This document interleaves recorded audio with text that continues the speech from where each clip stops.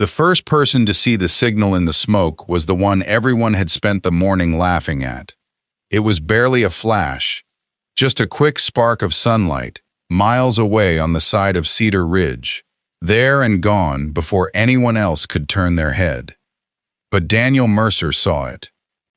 He stood at the top of the old observation tower, with one hand pressed against the railing and a pair of scratched military binoculars hanging from his neck. Thick gray smoke rolled across the valley below him. Fire crews shouted over radios. A helicopter circled once, disappeared into the haze, and pulled back. Somewhere inside that smoke, a school bus full of children had vanished. Dan raised the binoculars again. His hands were shaking. The young men behind him noticed. One of them whispered, "He can't even hold them steady." Dan heard him, but he didn't turn around. He adjusted his breathing, rested one elbow against the wooden rail, and stared into the smoke. Then he said, very quietly, "They're alive." The entire tower went silent. 4 hours earlier, nobody at Cedar Ridge Gun Club would have believed him. To most people there, Dan was just the old safety officer who opened the gates before sunrise, checked the locks, swept brass off the concrete, and reminded everyone to keep their fingers off the trigger. He was 69 years old, walked with a limp, and wore the same faded canvas jacket almost every day, even when the weather was warm. He didn't talk much. He didn't tell stories. And he never touched the rifles customers offered him. That Saturday morning, the club was hosting a charity shooting competition to raise money for families of local veterans. Pickup trucks filled the parking lot. American flags lined the entrance road. Vendors sold coffee, barbecue, hunting gear, and T-shirts. A group of young shooting influencers had driven in from Denver to live-stream the event. Their leader was a 24-year-old named Tyler Kane. Tyler was good-looking, loud, and always aware of where the nearest camera was. His channel had hundreds of thousands of followers. He posted trick shots, gear reviews, and videos with titles like Military Sniper Challenge and Impossible Long-Range Shot. He had never served in the military. That had never stopped him from dressing like he had. By 8 in the morning, Tyler and his friends had taken over one end of the range. They set up cameras, lights, banners, and a table covered with expensive rifles. Dan watched them for several minutes before walking over. "Your camera stand is inside the safety line," he said. Tyler looked at him, then at the camera. "We're not shooting yet, sir. The line stays clear whether you're shooting or not." Tyler forced a smile. "We know what we're doing." Dan pointed at one of the rifles on the table. "That one's loaded." Tyler's smile disappeared. "No, it isn't." Dan didn't argue. He reached toward the rifle, stopped before touching it, and nodded toward the chamber. Tyler checked. A live round dropped onto the table. For half a second, no one said anything. Then one of Tyler's friends laughed nervously. "Guess Grandpa still has good eyes." Tyler turned the moment into a joke for the live stream. "Everybody relax. Cedar Ridge's elite security team has saved us." His friends laughed. Dan picked up the live round and placed it in the ammunition box. "This isn't about saving you," he said. "It's about not having to save the person standing next to you." Tyler stared at him. The camera was still running. "Anything else?" Dan looked past him toward the tall orange wind flag at the end of the range. It had been blowing steadily toward the east. Now it sagged, twisted, and lifted in the opposite direction. "The wind's changing," Dan said. Tyler glanced at the flag. "So?" Dan looked toward the mountains. A thin line of smoke had appeared beyond Cedar Ridge. "So somebody should call that in." Tyler followed his gaze, then shrugged. "Probably a campfire." Dan was already walking toward the office. Behind him, Tyler spoke to the camera. "You meet all kinds of characters at local ranges." His friends laughed again. One of them copied Dan's limp as he walked away. Dan heard that too. He kept walking. Inside the range office, the club manager, Bill Harmon, was arguing with a coffee machine. Bill had owned Cedar Ridge for almost 20 years. He was a heavy-set man in his 50s who knew everyone in town and worried about everything. Dan pointed toward the mountains. "Smoke west of the ridge." Bill stepped outside, squinted, and frowned. "I don't see much." "You will." Bill looked at Dan. "You think it's serious? The air's dry. Wind just turned southwest. If that fire crosses the lower slope, it'll run straight through the pine." Bill reached for the phone. "How can you tell from here?" Dan looked at the smoke for another moment. "Because it's moving faster than it should." Bill called the county dispatch office. They already had reports coming in. A lightning strike from a storm the night before had started a small fire in a remote section of forest. Firefighters believed it was contained. Then the wind changed. Within 40 minutes, smoke spread across the western sky. The shooting competition continued, but people kept glancing toward the mountains. Dan moved quietly through the range, checking exits and making sure the access road stayed clear. Tyler and his crew kept filming. At one point, Tyler was preparing for a long-range shot at a steel target 800 yards away. He entered information into a ballistic calculator on his phone, adjusted the scope, and settled behind the rifle. Dan stopped several feet away. "You're going to miss left." Tyler didn't look up. "Thanks for the support. The wind at the target isn't the same as the wind here." Tyler checked the flag closest to him. "It's 3 miles an hour. At your position. And how exactly do you know what it's doing 800 yards away?" Dan pointed toward the far end of the range. "Dust near the access road. Grass below the target. Heat waves moving across the rock." Tyler lifted his head. Dan continued. "Wind is crossing right to left halfway out. Then it switches near the ridge." One of Tyler's friends smirked. "You get all that from your magic binoculars?" Dan's eyes moved to the young man. "No, you can see it without them." The friend laughed. Tyler fired. The shot missed left. The steel target didn't move. For the first time all morning, Tyler had nothing to say. The range instructor standing nearby looked at Dan with new interest. "How far left?" "About 14 inches. The instructor checked the spotting scope. 13. Tyler stood up and brushed dust from his pants. "Lucky guess." Dan walked away. As he entered the office, something fell from the pocket of his jacket. A small metal identification tag hit the floor. Bill bent down to pick it up. The tag was blackened along one edge, as if it had been through a fire. The stamped name was difficult to read. Mason, Elias R. Dan took it quickly. "Sorry," Bill said. Dan slipped it back into his pocket. Bill had known him for 3 years, but he had never heard the name Elias Mason. He had also never seen the old photograph taped inside Dan's locker. It showed 2 younger men lying behind a rifle on a rocky hillside. One looked like Dan, though his hair was dark and his face had none of the tiredness it carried now. The other man was smiling at the camera. On the back, someone had written 2 words. "Still watching." At 10:15, the county issued an evacuation warning for homes west of Cedar Ridge. At 10:23, the competition was suspended. At 10:31, the first emergency vehicle arrived at the gun club. The fire had jumped a service road and was moving toward the northern slope. Cedar Ridge had the highest privately owned observation tower in the area, and the county needed to use it as a temporary lookout point. The parking lot quickly filled with sheriff's vehicles, fire engines, and volunteers. People began packing equipment into their trucks. Tyler kept filming. "This is turning into a real emergency situation," he told his viewers.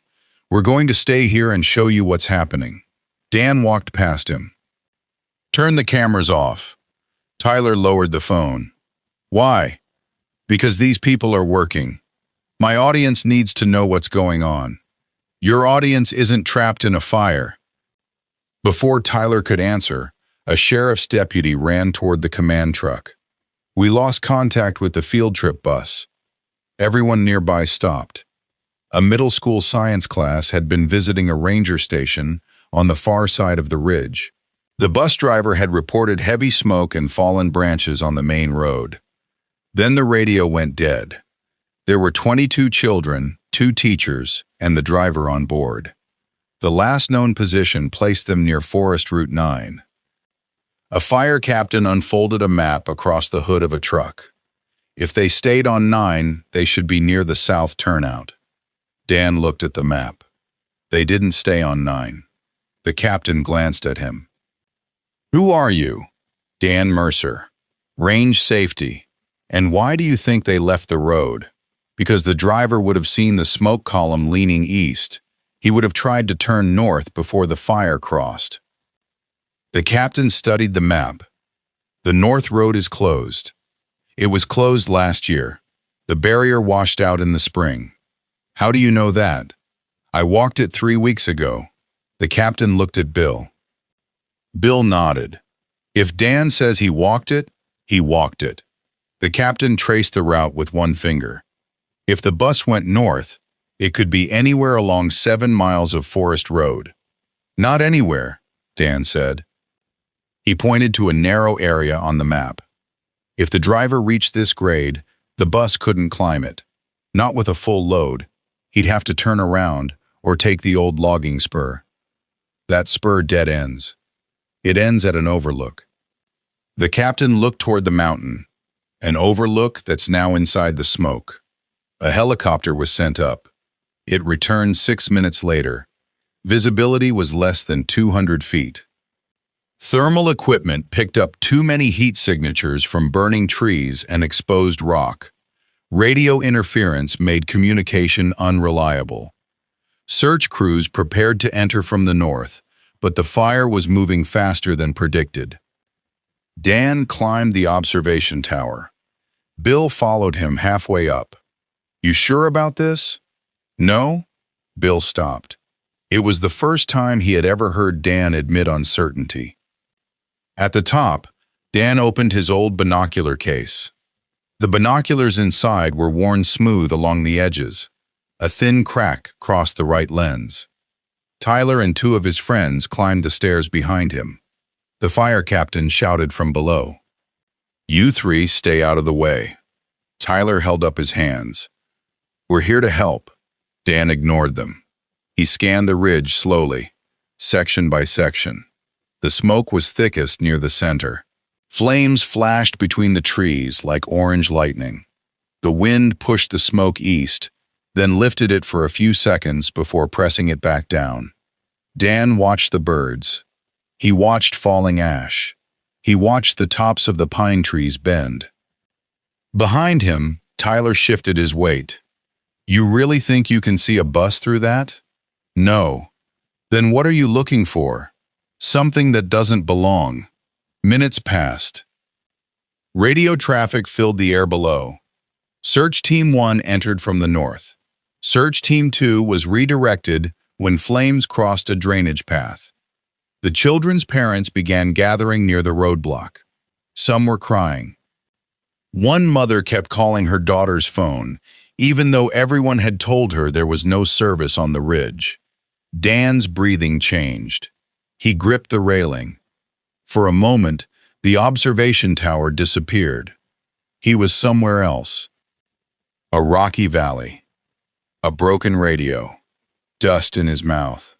A young man beside him saying, "Still watching, Danny." Then came the sound he had spent years trying not to hear. A single shot. Dan closed his eyes. "Mr. Mercer?" Tyler's voice pulled him back. Dan opened his eyes. His hands were shaking badly now. Tyler noticed. So did everyone else. One of Tyler's friends whispered, "He can't even hold them steady." Dan rested his elbow against the rail and slowed his breathing. In through the nose. Hold. Out slowly. The shaking eased. He looked again. A break in the smoke opened for less than 2 seconds. Sunlight hit something near a dry creek bed. A flash. Gone. Dan adjusted the binoculars. "Come on," he whispered. The smoke lifted again. Another flash. Not random. 3 short bursts. A pause. 3 more. Dan lowered the binoculars. "They're alive." The fire captain came over the radio. "What do you have?" "Reflection. West side of Miller Creek drainage, below the old logging overlook. We checked thermal, nothing there. The smoke is blocking your angle. They're below the ridge." "How sure are you?" Dan looked at the moving fire. "Sure enough to move your teams." The captain hesitated. A wrong decision could send rescuers into a trap.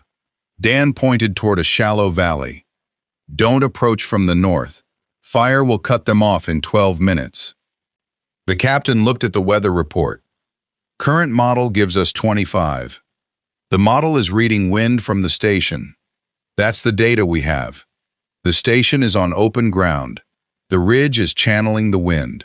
Watch the smoke on the west face." The captain looked. The smoke suddenly folded downward and raced through the trees. Dan continued. "Send them through Miller Creek. Stay below the rock shelf until they reach the bend. That creek bed narrows for 60 yards, then it opens. You've been through there? Years ago." The captain made the call. Search Team 1 changed direction. Dan stayed on the radio. "Team 1, when you reach the split, take the right side." A firefighter answered through static. "Map shows left is shorter. Left side fills with deadfall. We can't see 10 feet. "I know. Take the right." They did. 2 minutes later, the team leader reported a wall of fallen trees blocking the left path. Tyler stared at Dan. "How did you know?" Dan didn't answer. The fire moved closer. Smoke swallowed the lower ridge. The reflection disappeared. Search Team 1 reached the creek bend but found no bus. The captain looked up at the tower. "Mercer, they're not there." Dan scanned the slope again. "They left the bus." "What?" The driver knew the fire would trap them. He moved the children downhill. Toward the creek? Toward rock. Dan searched for another sign. Nothing. The wind lifted the smoke. For half a second, he saw a line of pale shapes near the base of a cliff. Not people.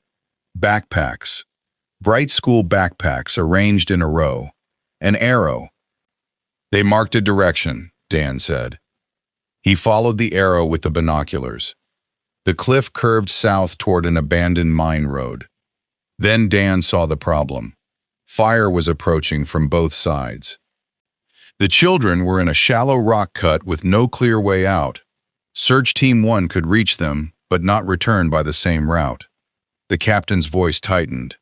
"Give me an exit." Dan studied the terrain. The official map showed nothing. His eyes moved over the shape of the land. Water stains on the rock.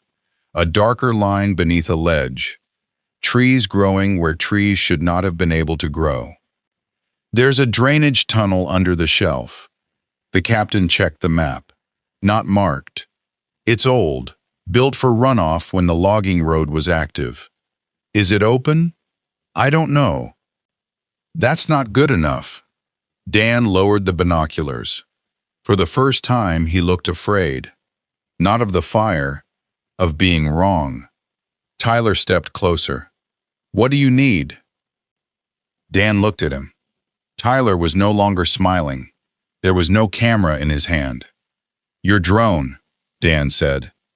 "County said aircraft are grounded. Keep it below the tower and send it along the rock face." "I don't need height. I need an angle." Tyler opened the case immediately. His hands moved fast as he connected the controller. The drone lifted from the platform and disappeared toward the ridge. The video feed flickered through smoke. Dan stood beside Tyler. "Lower." I'm already close to the trees. Lower. Tyler lowered it.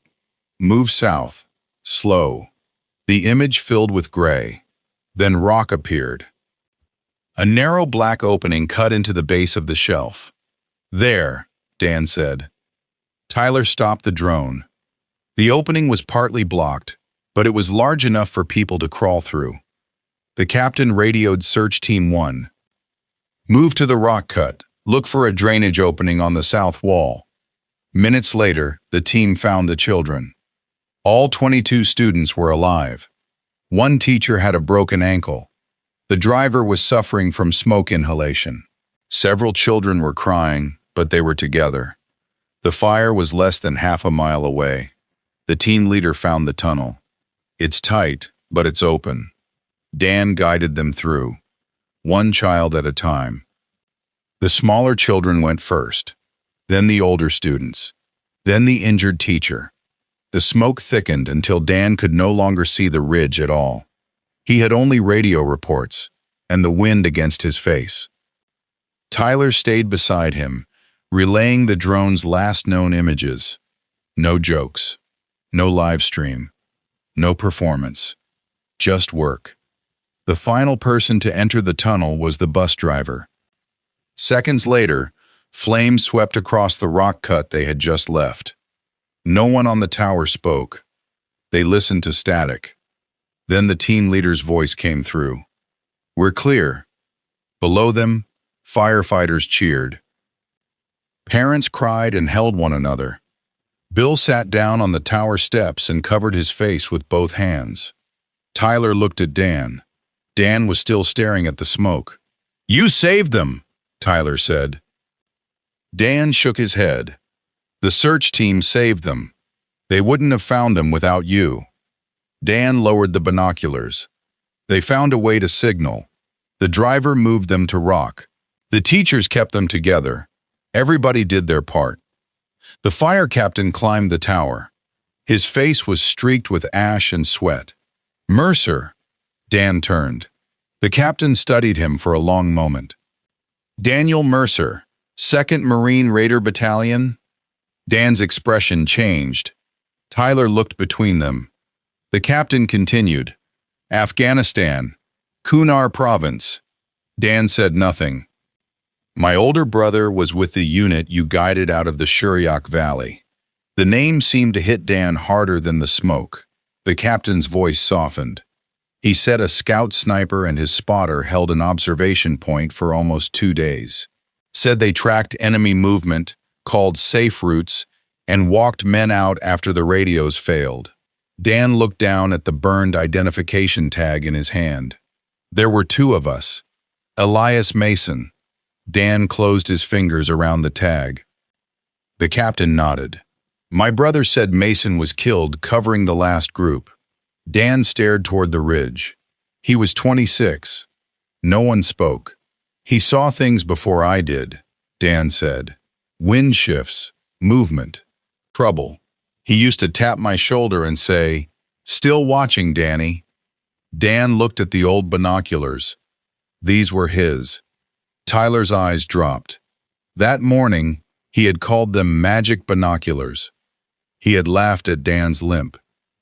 He had turned the old man into a joke for strangers online. Now 22 children were alive because Dan had kept watching when everyone else had seen only smoke. Tyler swallowed. Mr. Mercer, I'm sorry. Dan didn't answer. Tyler continued. What we did this morning was wrong. I didn't know who you were. Dan finally looked at him. You shouldn't have needed to. Tyler's face tightened. Dan's voice wasn't angry. That made it worse. You didn't know my history. You didn't know about Elias. You didn't know where the limp came from. None of that matters. He pointed toward the range below. You knew I was a human being. Tyler lowered his head. Dan looked at the rifles, cameras, and branded gear scattered across the tables. Anybody can buy equipment. Anybody can post a video.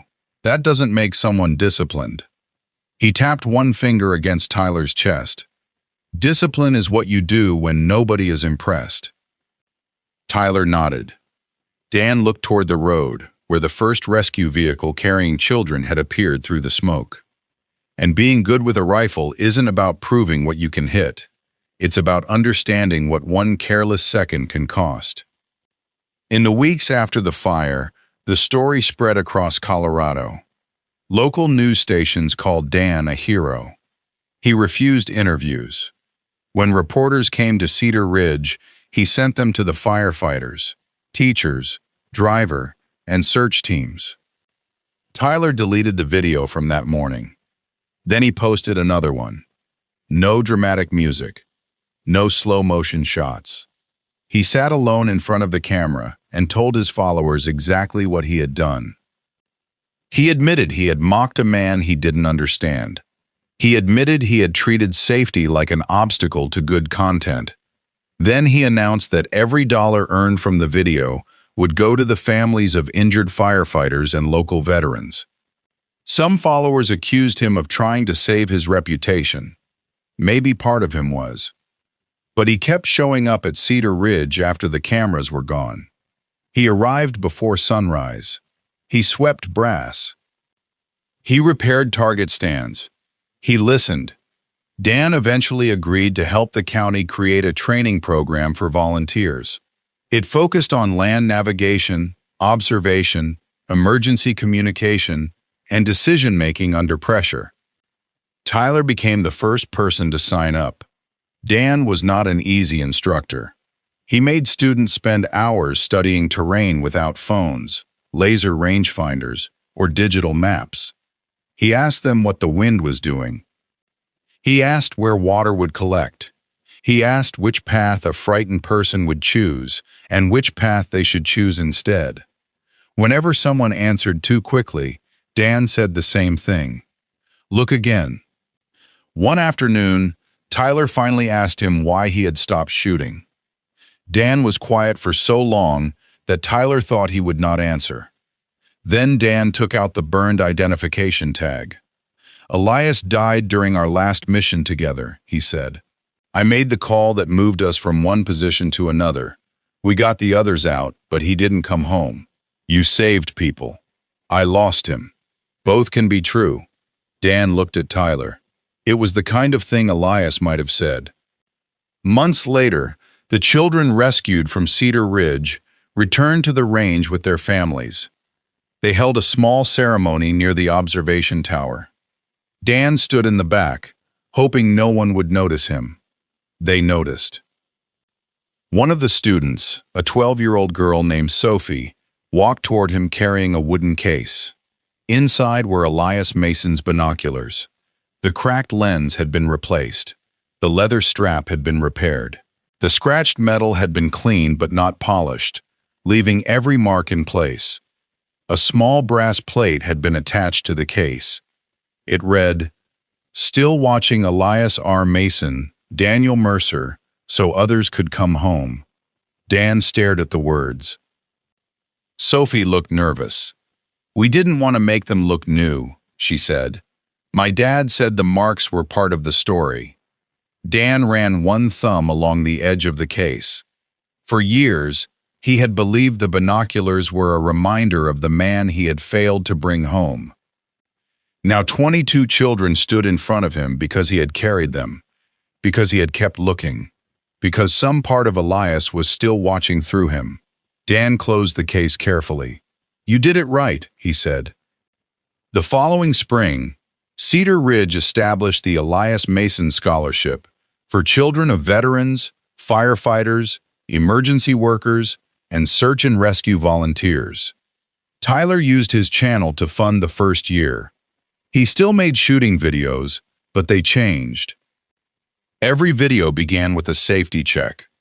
Every stunt was performed under controlled conditions. And when viewers complained that he talked too much about responsibility, Tyler gave them the same answer. That's the point.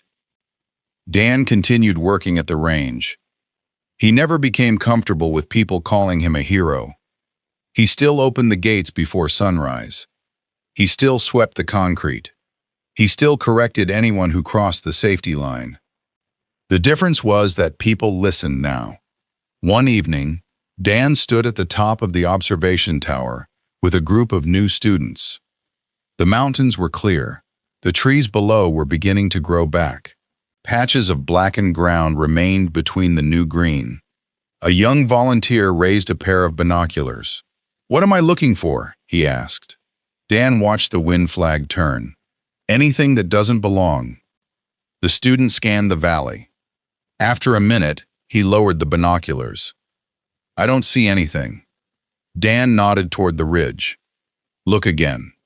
The student raised them. Dan rested one hand on the repaired case beside him. Then he looked across the valley, toward the place where the smoke had once hidden 22 frightened children. "A target isn't always something in front of a rifle," he said. "Sometimes it's a safe road. Sometimes it's a signal in the smoke. Sometimes it's the kind of person you're trying to become." The young volunteer listened carefully. Below them, Tyler was teaching a new group how to clear a rifle safely. No cameras were running. No one was watching. He did every step correctly anyway. Dan saw it and smiled. Just a little. Then the wind changed, and the old sniper looked back toward the ridge, still watching.